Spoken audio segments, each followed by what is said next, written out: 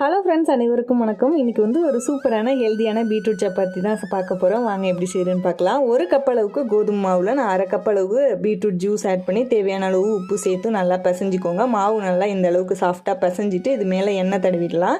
மாவு நல்லா ஒரு அரை மணி நேரம் ஊறுனுச்சுன்னா சப்பாத்தி நல்லாவே சாஃப்டாக இருக்கும். அது ஊறட்டும். நம்ம ஒயிட் குருமா ரெடி பண்ணிடலாம். எண்ணெய் ஊற்றி பட்டை, கிராம்பு, லவங்கெல்லாம் போட்டு 2 வெங்காயம் கட் பண்ணி வதக்கிட்டு அது கூடவே இஞ்சி பூண்டு பேஸ்ட்டு, காய்கறி நான் இன்றைக்கி கேரட், பீன்ஸ், உருளைக்கிழங்கு எல்லாம் போட்டிருக்கேன். இதை வதக்கிட்டு இது கூடவே 3 பச்சை மிளகா, ஒரு தக்காளி கடைசியாக ஆட் பண்ணிக்கோங்க. கலர் சேஞ்ச் ஆகாமல் இருக்கிறதுக்காக கடைசியாக ஆட் பண்ணி தண்ணி ஊற்றி உப்பு போட்டு நல்லா காய்கறி வெந்ததுக்கப்புறமா இது கூடவே தேங்காவும் முந்திரி பருப்பும் நான் அரைச்சி ஊற்றிருக்கேன். இது ஒரு கொதி வந்ததும் நம்ம ஆஃப் பண்ணிடலாம். இப்போ சப்பாத்தியும் தேய்ச்சிடலாம்.